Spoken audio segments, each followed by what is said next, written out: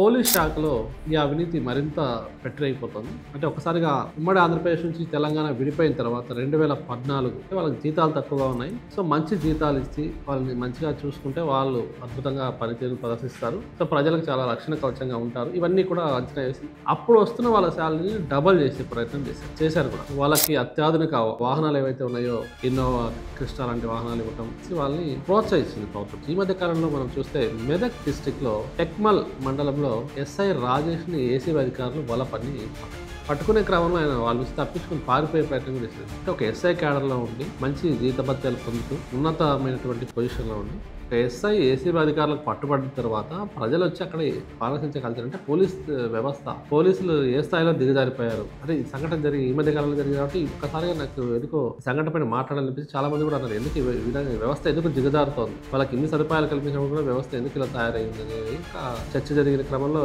ఈ విషయం చెప్పాల్సి వచ్చింది.